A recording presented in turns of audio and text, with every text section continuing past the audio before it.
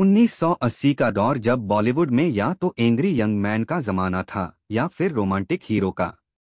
उस दौर में गोविंदा एक ऐसा चेहरा बने जिसने लोगों को खूब गुदगुदाया और खूब नचाया।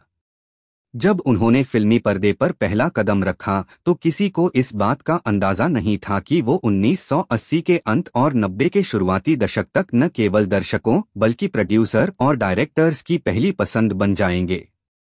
उस वक्त के प्रोड्यूसर और डायरेक्टर्स के बीच गोविंदा को साइन करने की होड़ लग चुकी थी और ऐसा कहा जाता था कि अगर गोविंदा ने फिल्म साइन कर ली तो फिल्म का हिट होना पक्का है, और ऐसा हुआ भी।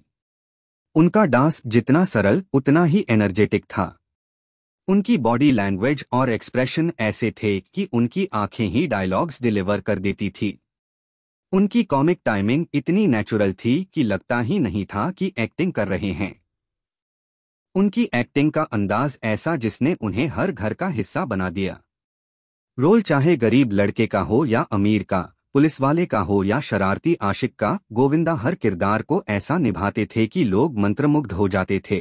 लेकिन क्या आप जानते हैं कि कभी नंबर 1 एक्टर के रूप में पहचान हासिल करने वाले गोविंदा के जीवन में ऐसा क्या हुआ कि इंडस्ट्री ने उन्हें भुला दिया? क्यों टूटा उनका सुपरस्टार का ताज? आइए जानते हैं उस चमचमाते सितारे के बारे में जो बुलंदियों पर टूटा और गुमनामी में खो गया। लेकिन कहानी में आगे बढ़ने से पहले वीडियो को लाइक जरूर कर लें और चैनल को सब्सक्राइब करना न भूलें ताकि इसी तरह के वीडियोस आपको रेगुलरली मिलते रहे। 21 दिसंबर 1963 को जन्मे गोविंदा का असली नाम है गोविंद अरुण आहूजा। उनके पिता अरुण कुमार आहूजा खुद एक अभिनेता रह चुके थे। उन्होंने अरुण प्रोडक्शन कंपनी की शुरुआत की जिसमें उन्होंने कुछ फिल्मों का निर्माण किया, लेकिन उनकी फिल्में बॉक्स ऑफिस पर नहीं चल पाई और उन्हें काफी नुकसान हुआ। उन्हें कार्टर रोड बांद्रा का घर बेचना पड़ा और मुंबई से सटे विरार में उन्हें आना पड़ा। उनकी माता भी एक्टिंग और सिंगिंग के लिए जानी जाती थी और जब उनकी फैमिली का संघर्ष शुरू हुआ तो उन्होंने ही घर का दारोमदार उठाया।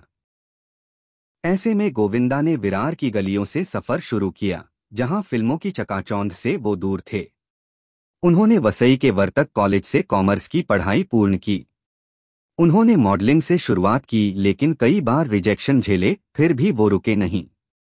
1986 उनकी जिंदगी में एक अवसर लेकर आया। इस साल की फिल्म इल्जाम से गोविंदा ने धमाकेदार एंट्री की। गोविंदा ने अपने करियर की शुरुआती फिल्मों में जबरदस्त डांस और मास अपील से सबका दिल जीत लिया। लव 86, तन बदन, खुदगर्ज, हत्या, घर घर की कहानी, स्वर्ग, हम जैसी फिल्में सुपरहिट रहीं। 1990 से 2000 के बीच गोविंदा का नाम ही हिट की गारंटी था। उनकी जोड़ी डायरेक्टर डेविड धवन के साथ सबसे बड़ी ब्लॉकबस्टर फैक्ट्री बन गई। शोला और Shubman, Raja Babu, coolie number 1, hero number 1, साजन चले ससुराल और बड़े मियाँ छोटे मियाँ जैसी फिल्में की। इनमें उनका ह्यूमर, टाइमिंग और डांस मूव्स लोगों के दिलों में बस गए थे। गोविंदा उन समय के सभी एक्टर्स से ज्यादा पसंद किए जाने वाले एक्टर बन चुके थे। Filmfare best comedian award, Zee cine awards और दर्जनों सम्मान गोविंदा के हिस्से आए। लेकिन फिर एक दौर ऐसा भी आया जब दर्शक रियलिस्टिक सिनेमा, मल्टीप्लेक्स कल्चर और नए स्टोरी टेलिंग स्टाइल को पसंद करने लगे। शाहरुख, आमिर, सलमान जैसे सितारे अब ग्लोबल इमेज बना रहे थे। वहीं ऋतिक रोशन, अभिषेक बच्चन, शाहिद कपूर जैसे नए चेहरे उभरने लगे थे। गोविंदा, जो एक समय पर कॉमेडी के बेताज बादशाह थे, धीरे धीरे रिपीटेटिव स्क्रिप्ट्स और पुराने फॉर्मूला में फंस चुके थे। कई निर्माता और निर्देशक उनसे नाराज होने लगे थे क्योंकि शूटिंग डेट्स पर अनप्रोफेशनल रवैया, मनपसंद सीन न मिलने पर रुकावट डालना और कॉमिक जोन से बाहर निकलने की इच्छा न होना, ये सब चीजें उन्हें धीरे धीरे पीछे ले जाती रहीं। डेविड धवन, जिनके साथ गोविंदा ने 17 हिट फिल्में दी थीं, वो भी अलग हो गए और इस तरह गोविंदा का करियर झुकने लगा।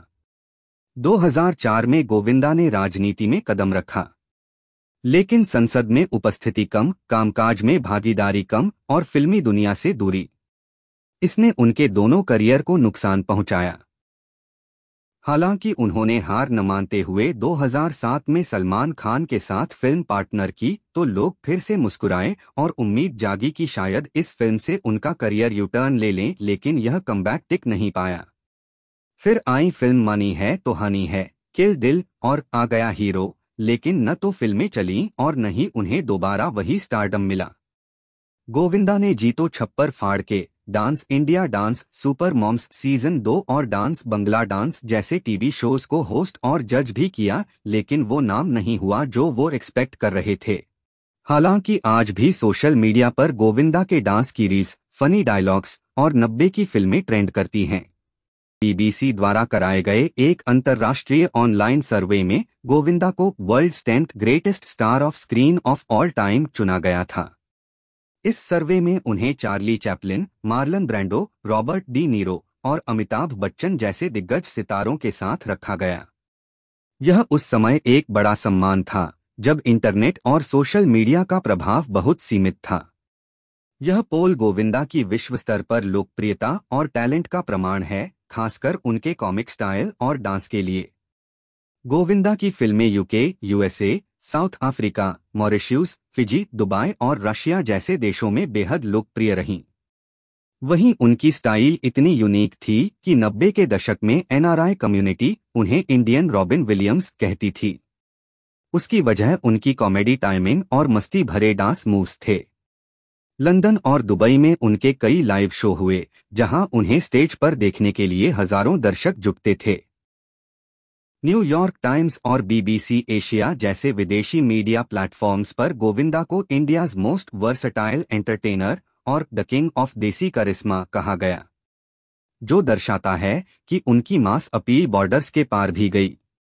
कहते हैं वक्त सब कुछ बदल देता है, और शायद यही वक्त गोविंदा से वो सब कुछ छीन ले गया जो उन्होंने सालों में कमाया था, शोहरत, स्टारडम और वो रोशनी जो किसी भी अभिनेता का सपना होती है।